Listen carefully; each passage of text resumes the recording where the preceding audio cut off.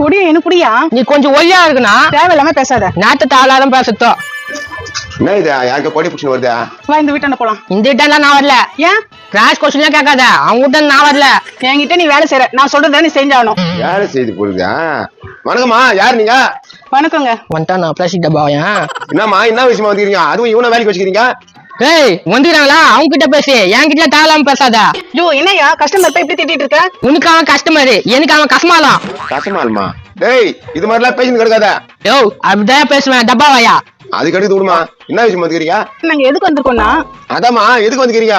நாங்க காப்பி தூள் தயாரிச்சு வீடு வீடா வந்து விக்கிறோம். ஓ காப்பி தூள் விக்கிறீங்களா? சரி இவனை எப்படி வேலைக்கு சேர்த்தீங்க?